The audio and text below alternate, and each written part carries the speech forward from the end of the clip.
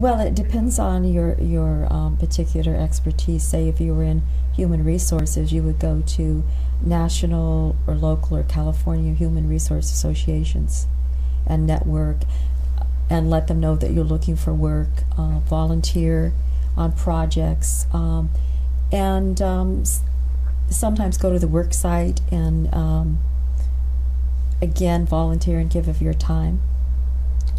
The most important thing is to be consistent and to develop relationships over a period of time, and to also find out what they need and to be a problem solver for them.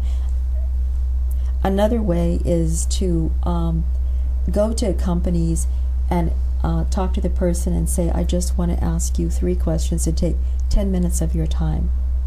And they kind of know that you're really looking for work, but it's a way for you to get in the door and to get an introduction and have them see your face.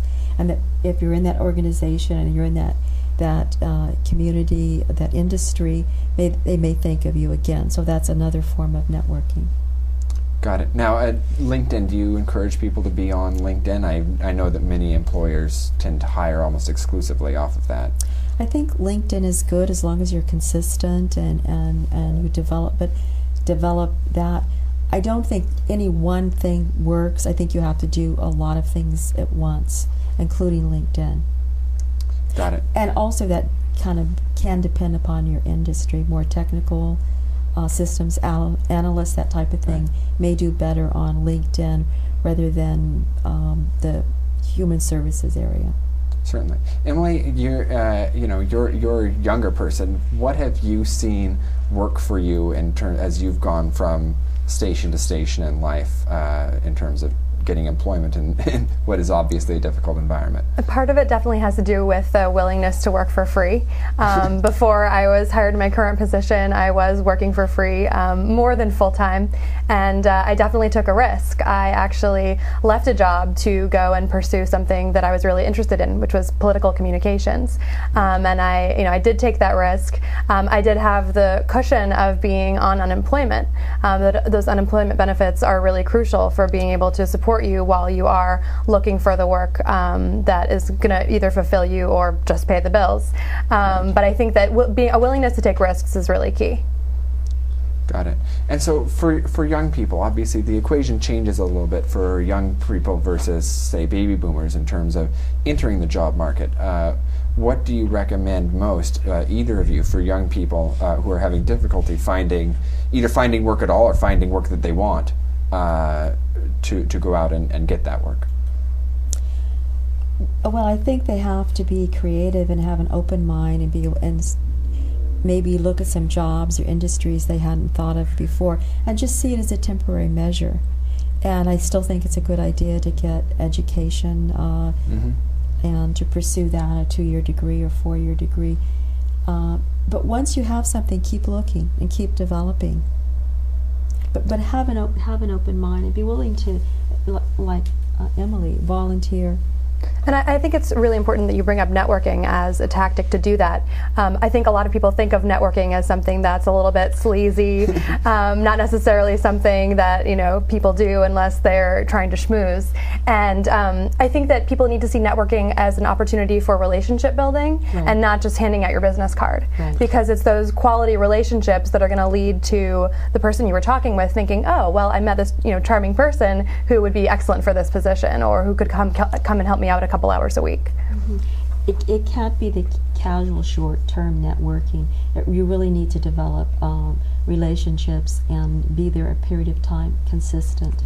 I agree. I think the networking and the relationships can open a door.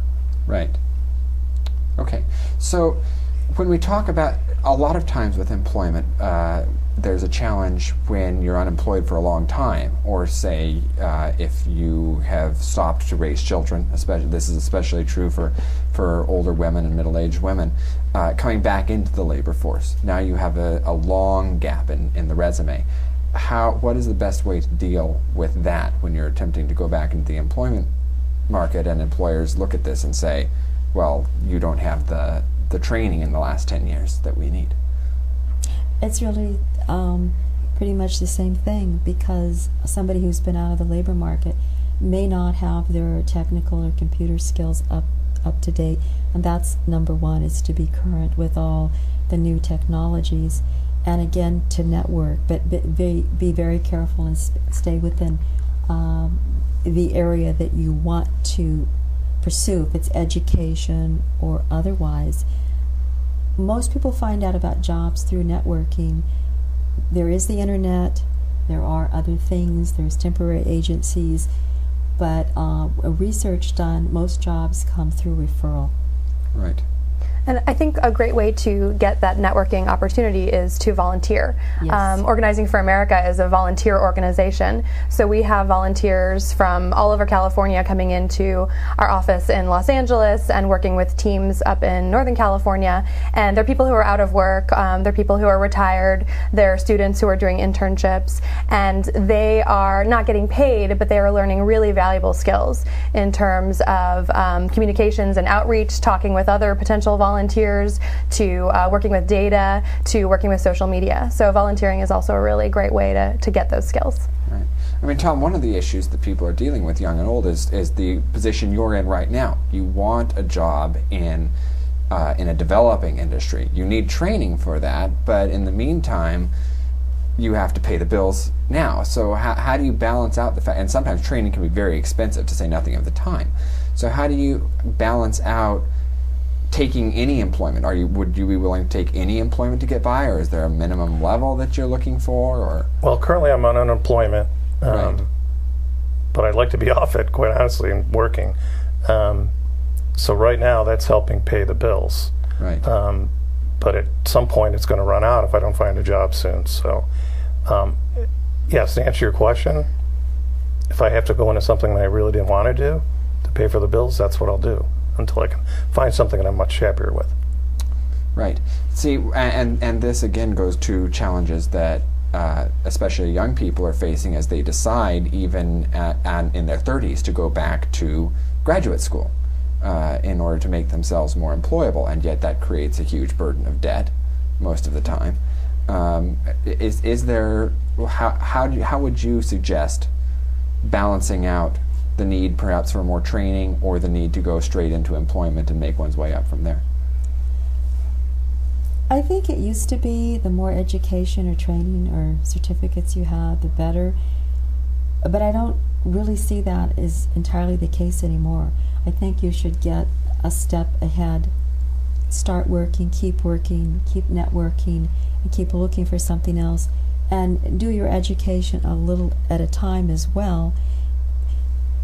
I remember certain industries and computers and software, people went all the way through and they got these really wonderful certificates. They didn't have any experience. If you don't have experience in your field or contacts, having an advanced degree or certificate in it isn't always that useful anymore. Right.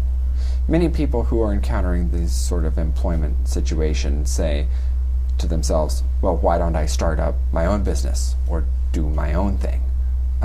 What advice do you have for people looking at going off on their own? Well, it still is actually quite risky. You would need to do a business plan. Yep. Find out what the competition is doing, do research about it. I think the best way to do that is to keep working your regular job and pursue that a little bit at a time until you can develop into something and sort of don't jump off. I think it's certainly a difficult time to get a loan to start a business as well. That's very true. And now, Emily, I know that, for instance, the healthcare reform is looking at potentially making this easier, because there's an obstacle at this time to actually being able to go off and do one's own thing, even if all other things are squared away, right? Mm-hmm, most definitely. And the one thing that I think isn't being covered a lot in the media is that the health insurance reform bill is actually a jobs bill.